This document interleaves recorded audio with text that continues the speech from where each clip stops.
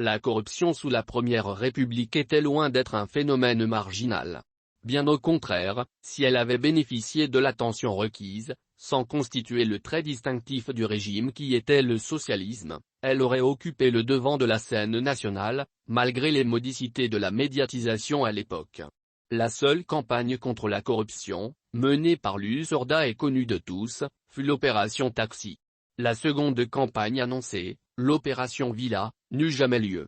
Et, semble-t-il, c'est la crainte suscitée par cette seconde campagne qui entraîna l'adhésion des hauts cadres du régime de Lucerda au coup d'État de novembre 1968.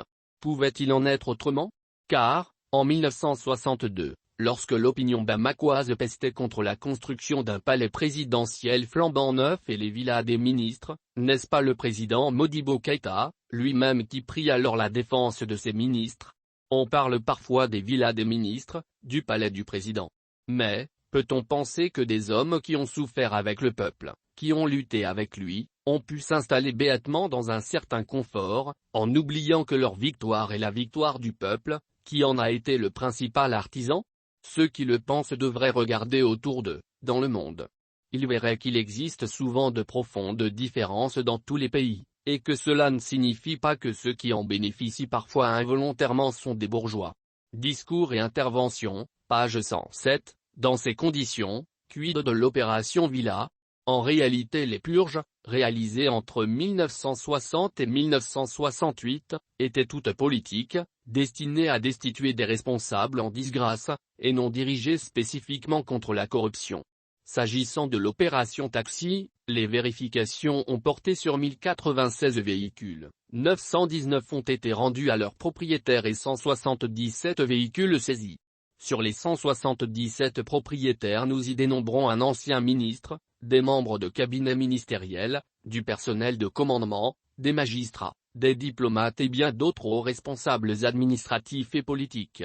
Mieux, la seconde personnalité politique de Lucerda était au cœur du scandale. Au cours de l'opération Taxi, les investigations ont révélé la situation particulière de certains véhicules. Il s'agit de RMB 3968, voiture de la mairie de Katy immatriculée au nom personnel de Birama Sidibé. Voiture saisie au profit de la mairie de Katy.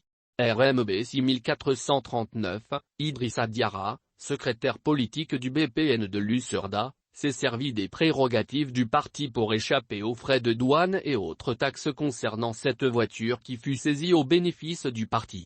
Les voitures RMA 0769, 0771 et 0772 immatriculées au nom d'Idrissa Diarra appartiennent au parti. Elles furent saisies. L'an I de la Révolution p. 188. Quels sont donc ces plus hauts responsables de l'époque qui s'évertuaient à donner l'exemple par leur comportement quotidien dans la gestion des affaires publiques?